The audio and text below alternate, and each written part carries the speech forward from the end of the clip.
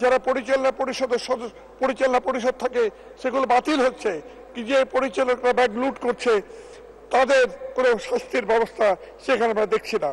রাষ্ট্রীয় ক্ষমতার অপব্যবহার করে দুর্নীতি সম্পত্তি যে চিত্র বেরিয়ে আসছে তা দেশের ভাবমূর্তি কেবল নয়, সাবেক পুলিশ প্রধান ও সেনা প্রধানের দুর্নীতি চিত্র হিমশৈলের অর্থাৎ আইসবার্গের টিপ অফ আইসবার্গ মাত্র।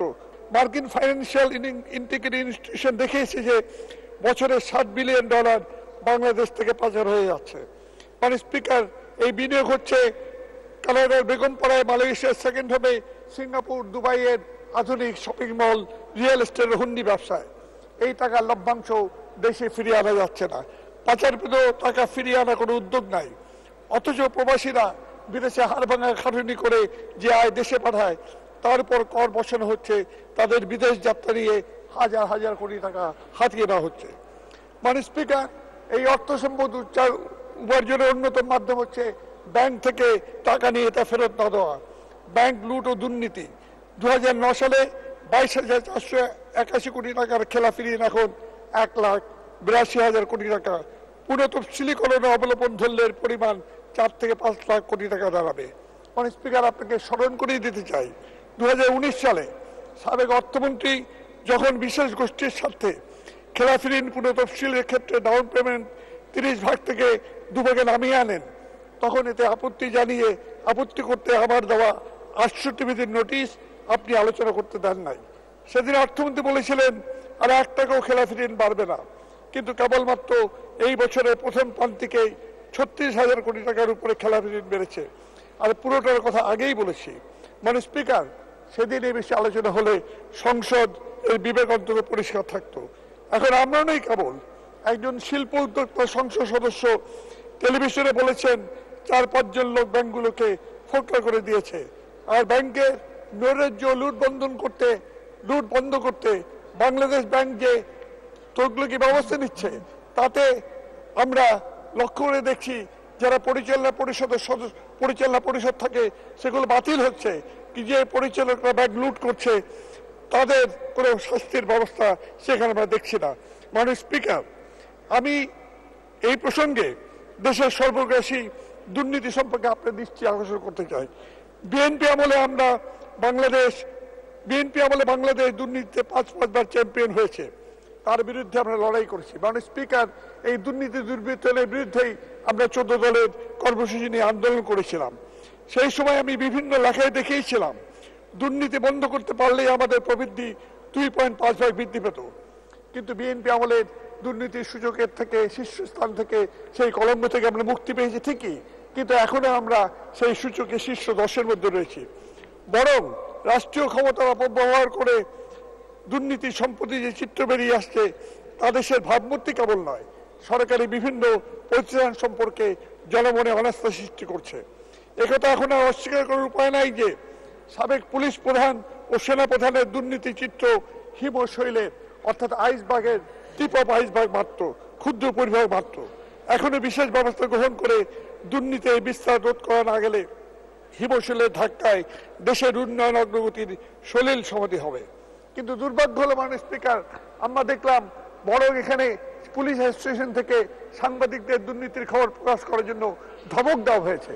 অনেক মন্ত্রী এই তথ্যগুলোকে অনুমান ভিত্তিক বলে অভিহিত করছেন, ডিফেন্ড করছেন।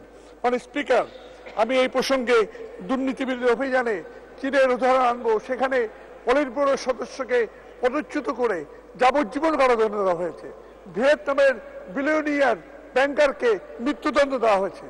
আমি সে পর্যন্ত যাব না, আমি কেবল বলবো দুর্নীতির এই মহোৎসব বন্ধ করতে এখনই বিশেষ কমিশন গঠন করে দুর্নীতিবাজদের বিরুদ্ধে বিচার করা হোক, তাদের অর্থ সম্পদ বাজেয়াপ্ত করা হোক এবং কঠিনতম শাস্তি দেওয়া হোক। ঋণ খেলাপি অর্থ আত্মসাৎকারীর জন্য ট্রাইব্যুনাল গঠন করা হোক। মাননীয় স্পিকার, আমি জানি উন্নয়নের বেদনা আছে, কিন্তু সেই বেদনা যদি চোখের সামনে দেশের সম্পদ লুট করা হয় তখন সেটা গ্রহণ করা যায় না। ওই লুটের টাকাকে সাদা করতে অর্ধেক কর দিয়ে, সৎ উপায়ে অর্জিত অর্থের চেয়ে অর্ধেক কর দিয়ে সাদা করার প্রস্তাব করা হয়, সেটা সততার জন্য তিরস্কার এবং অসততার জন্য পুরস্কারে সামিল হয়ে দাঁড়ায়। 2 মিনিট মাননীয় সদস্য। ধন্যবাদ। মাননীয় স্পিকার, এই পক্ষে যে সকল যুক্তি দেওয়া হয়েছে তা কেবল অসারই নয়, এই প্রসঙ্গে সরকারের অতীত অবস্থানের বিপরীত। খালেদা জিয়ার জন্য যেটা অনৈতিক, বর্তমানেও সেটা অনৈতিক। আশা করি অর্থমন্ত্রী এই প্রস্তাব প্রত্যাহার করে সংসদকে দায়ভার থেকে রেহাই দেবেন। স্পিকার, বিভিন্ন খাতের বরাদ্দ হিসেবে শিক্ষা স্বাস্থ্য খাতের বরাদ্দ টাকার অঙ্কে বেড়েছে, কিন্তু জিডিপির শতকরা হাতে নয়। বঙ্গবন্ধু বলেছিলেন শিক্ষা খাতে বিনিয়োগ সর্বশ্রেষ্ঠ বিনিয়োগ, অথচ এই বিনিয়োগ এখন নাই, বরং শিক্ষাক্ষেত্রে আমরা সাম্প্রদায়িক মৌলবাদের আক্রমণে ক্রমশ পিছু হচ্ছি। সামাজিক খাতের বরাদ্দ বেড়েছে, কিন্তু আমি বহুবার বলেছি এখানে শুভঙ্করের ফাঁকি রয়েছে। সরকারি পেনশন স্কিম, সঞ্চয়পত্রের সুদ ও মুক্তিযুদ্ধের ভাতাও সামাজিক নিরাপত্তা অন্তর্ভুক্ত। স্পিকার, এই বাজেট সেশনের আগেই আমরা একজন সংসদ সদস্যের নৃশংস খুনের ঘটনা জেনেছি, কিন্তু তার দেহাবশেষ না পাওয়ায় শোক প্রস্তাব দিতে পারেনি।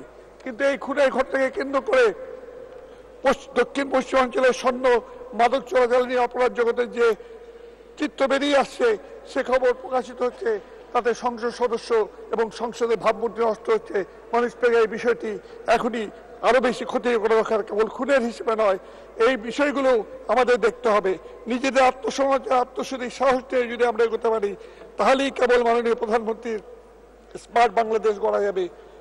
অর্থমন্ত্রীর বাজেট বক্তৃতার শিরোনাম অর্থপূর্ণ হবে। স্পিকার, আমি এখন নদীর কথা বলবো। তিস্তার চুক্তি 1.5 দশক ধরে অধরে রয়ে গেছে। মাননীয় প্রধানমন্ত্রী ভারত সফরে ভারতের তিস্তার পানি প্রবাহ বৃদ্ধি ও সংরক্ষণে ব্যবস্থাপনার সহযোগিতার কথা বলেছে, কিন্তু তিস্তার পানি চুক্তি কোথায় গেল সেটা আমরা জানি না। তিস্তার পানি বন্টন চুক্তি না করে এই সহযোগিতা গাছের গোড়া কেটে উপরে দিয়ে পান ঝরার সামিল। ওই সফরে গঙ্গার চুক্তি নবায়নের কথা এসছে, তার জন্য ধন্যবাদ, কিন্তু ওই চুক্তিতে গঙ্গার সদস্য কয় মিনিট 2 মিনিট জি শেষ করুন। ওই পাওয়াবিক সংকোচ থেকে খাল কেটে গঙ্গা প্রভাবিতের যে বিষয়টি ছিল তা 30 বছরে বাস্তবায়ন হয়নি, বরঞ্চ এখন ফারাক্কার উপরে আরেকটি ব্যারেজ তৈরির কথা এসছে। স্পিকার, মাননীয় প্রধানমন্ত্রী সংসদে তিস্তা মহাপরিকল্পনার কথা বলেছেন, কিন্তু বাজেটে তার জন্য কোনো বরাদ্দ নাই। বাজেট বরাদ্দের প্রতিটি ক্ষেত্রে রংপুর বিভাগ বঞ্চিত হয়েছে। এই আঞ্চলিক বৈষম্য দূর করে তিস্তা সহ উত্তরবঙ্গের জন্য সমবরাদ্দের ব্যবস্থা নিতে হবে। তিস্তা নিয়ে যেন আমরা ভূ রাজনীতির দৈরথের শিকার না হই। প্রয়োজনে পদ্মা সেতুর মতন নিজেদের অর্থায়নে তিস্তা কর্তৃপক্ষ গঠন করে তিস্তা মহাপরিকল্পনা বাস্তবায়ন করতে হবে। পরিবেশ রক্ষায় মাননীয় প্রধানমন্ত্রী চ্যাম্পিয়ন অব আর্থ ঘোষণে ভূষিত হয়েছেন। জলবায়ু পরিবর্তনের লড়াইয়ে পৃথিবীতে তার নেতৃত্ব অব্যাহত থাকবে, সেই আশা করছি। স্পিকার, আমি এখন দক্ষিণাঞ্চল অঞ্চল থেকে নির্বাচিত সংসদ সদস্য। সেইখানে পদ্মা সেতু আমাদের অর্থনীতিকে এগিয়ে নেওয়ার ক্ষেত্রে বিশাল ভূমিকা পালন করবে, কিন্তু ভোলা থেকে গ্যাস যদি না আনতে পারি এবং ঢাকা থেকে যদি কুয়াকাটা পর্যন্ত, ভাঙ্গা থেকে কুয়াকাটা পর্যন্ত যদি 6 লেনের রাস্তা না হয়, তাহলে সেই অর্থনৈতিক অগ্রগতি থমকে দাঁড়াবে। আমার বাড়িরপাড়া উপজেলার সন্ধ্যা নদীর উপরে সেতু নির্মাণ, এটি একটি জরুরি বিষয় হয়ে দাঁড়িয়েছে। কেবল তাই নয়, স্পিকার, আজকে দক্ষিণাঞ্চলের সমস্ত জেলাগুলোকে আজকে এই ঝুন্নিয়ার রেমালে যে আঘাত এসছে, তাতে মাছের ঘেরে যে ক্ষতি হয়েছে, গরুর খামারের এবং পোলট্রির যে ক্ষতি হয়েছে, তার ক্ষতিপূরণের জন্য ব্যবস্থা নেওয়ার জন্য আমি মাননীয় প্রধানমন্ত্রী এবং পানি সম্পদ মন্ত্রী, দুর্যোগ ব্যবস্থাপনা মন্ত্রীর দৃষ্টি আকর্ষণ করছি। স্পিকার, আমি আমার কথা না বাড়িয়ে আমি কেবল এই কথা বলেই শেষ করব। বাংলাদেশ এগিয়ে চলেছে, বাংলাদেশ এগিয়ে যাবে, তবে নিশ্চিত হবে দুর্নীতি, দুর্বৃত্তায়ন, অর্থনৈতিক নৈরাজ্য, ব্যাংক লুট, সেগুলোকে দূর করতে পারলেই কেবল আমরা এগিয়ে সম্ভব করতে পারবো। আপনাকে অসংখ্য ধন্যবাদ মাননীয় স্পিকার, ধন্যবাদ।